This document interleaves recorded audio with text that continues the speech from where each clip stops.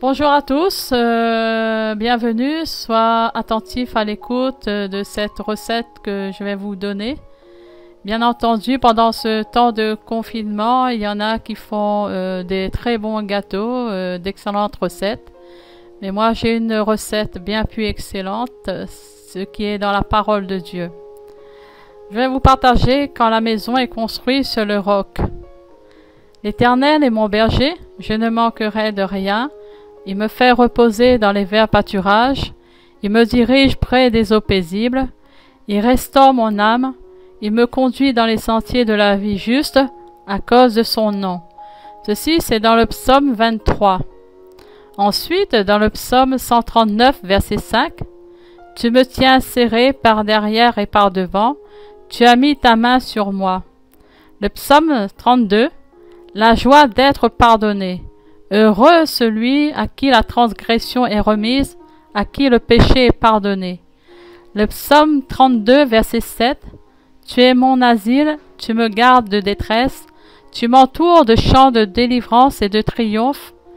Je t'instruirai, je t'enseignerai le chemin où tu dois marcher, je te conseillerai, ayant mon œil sur toi. » Dieu le Tout-Puissant a attiré mon cœur, mon âme dans son chemin, pour m'instruire, pour me donner l'intelligence spirituelle, pour comprendre sa parole, comprendre ce qu'il a fait pour moi sur la croix, ses promesses qui est attachées à la parole, à sa parole qui est la Bible.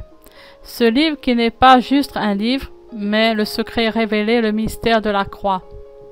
C'est gratuit. Apocalypse 21, verset 6. À celui qui a soif, je donnerai de la source de l'eau de la vie gratuitement, nous dit le Seigneur Jésus. Quelquefois et souvent, on n'est pas vrai avec nous-mêmes. On n'est pas vrai avec les autres, on n'y arrive pas, même notre bonne volonté, mais on a beaucoup de failles. Mais le Seigneur lui-même, il a dit donc, recevez celui qui est la vérité. La vérité, c'est seul Jésus. La Bible dit, vous recevrez la vérité et elle vous rendra libre.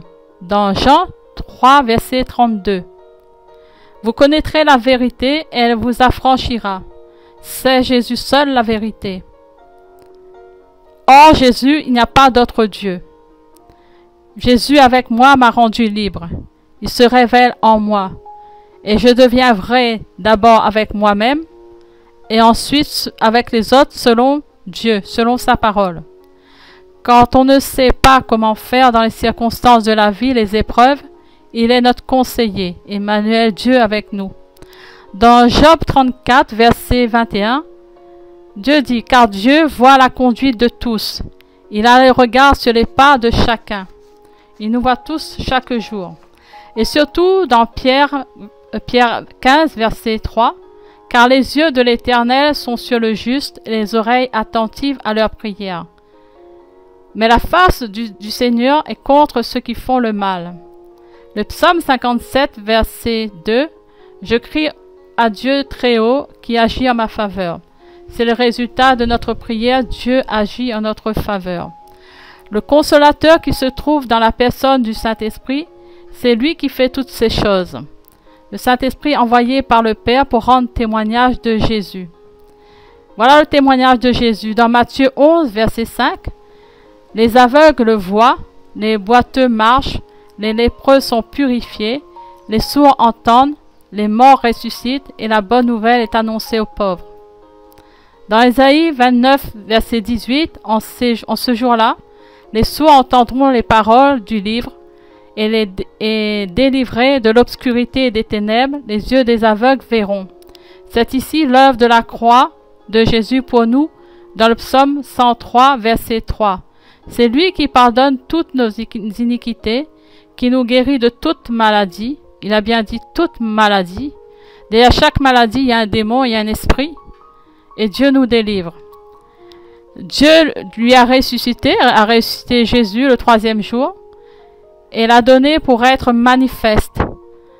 La puissance de la résurrection est libérée sur nos vies par sa parole. Tout a été fait par elle. La parole de la résurrection, c'est Jésus. Jésus qui descend d'abord dans nos cœurs, quand on le reçoit comme seul Seigneur et Sauveur, Le souffle de vie du Dieu Tout-Puissant irrigue nos organes de son oxygène.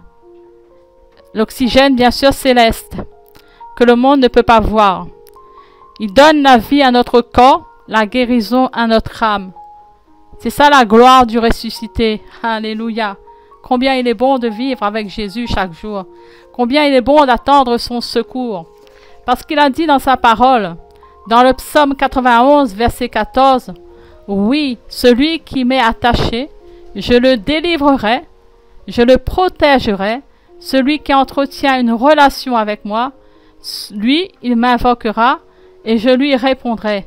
Je serai avec lui au jour de la détresse, au jour de la calamité, au jour du confinement, bien entendu, et tout ce qui se passe avec.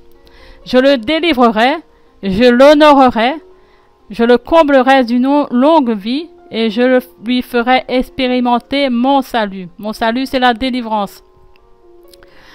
À travers l'épreuve, j'ai appris l'amour de Dieu, la force naturelle de Dieu qui nous donne, son amour qui est sans limite, malgré nos imperfections.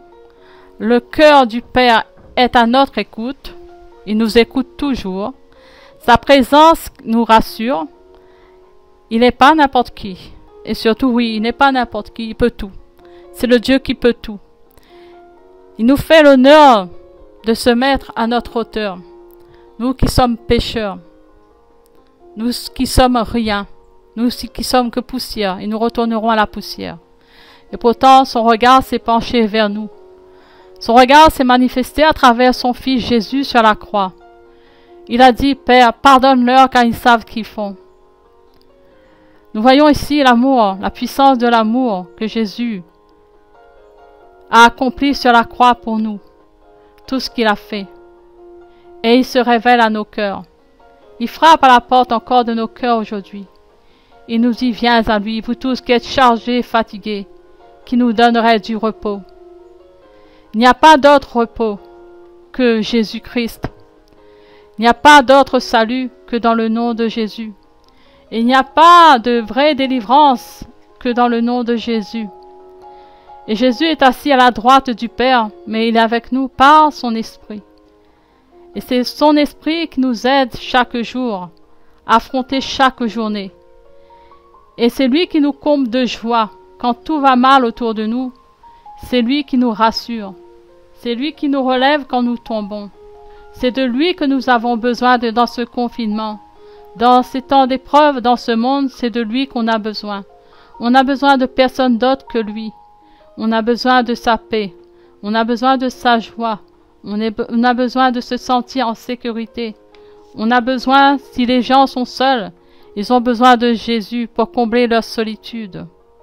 Parce que Jésus a dit qu'il écoute la prière des justes, la prière a une grande efficacité. Et ici, je voulais lire aussi un verset de la parole que Job disait après l'épreuve. Pendant que Job était dans l'épreuve, il était éprouvé bien sûr, mais Job connaissait le Seigneur, mais il ne connaissait pas réellement cette intimité avec Dieu. Quand il a réalisé cela, dans Job 42, versets 1 à 5, il a dit, Job répondit à l'Éternel et dit, là il a commencé cette relation intime avec Dieu. Il connaissait que Jésus était vivant, il connaissait que Dieu était vivant, mais sa relation intime, c'est là qu'il a commencé. Il a dit à Dieu, à Jésus, je reconnais que tu peux tout, et que rien ne s'oppose à tes pensées. Quel est celui qui a la folie d'obscurer mes desseins? Oui, j'ai parlé sans le comprendre. Là, ici, on voit que Job a parlé sans comprendre, et c'est lui qui le dit. Il n'a pas réalisé que Dieu était à l'écoute. Il n'a pas réalisé que le regard de Dieu était sur lui. Des merveilles qui me dépassent et que je ne conçois pas. Écoute-moi et je parlerai. Là, il a compris. Là, il a compris qu'il peut parler à Dieu et Dieu l'écoute. Il a dit, écoute-moi et je parlerai. Je t'interrogerai et tu m'instruiras.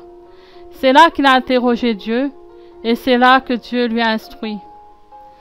Il dit, mon oreille avait entendu parler de toi, mais maintenant mon œil t'a vu. Aujourd'hui, si tu entends parler de Jésus, c'est bien d'entendre parler de Jésus, mais le meilleur, c'est l'intimité avec Jésus. Que chacun de nous ait cette intimité, parce que chaque vie est différente des uns des autres. Chaque épreuve est différente des uns des autres. C'est pour ça que ces temps sont très difficiles. On ne dira pas que les jours deviendront meilleurs. Dieu n'a pas dit ça. Mais il a dit qu'avec lui, on fera des exploits. Donc c'est pour ça qu'il faut avoir une communion intime avec Dieu, chacun de nous. Chacun de nous pour sa part dans ces moments de confinement, de rechercher la face de Dieu, de rechercher la volonté de Dieu, parce que Dieu n'attend plus que ça, il nous aime. Chacun de nous, il attend, parce qu'il a dit lui-même, je frappe à la porte de ton cœur.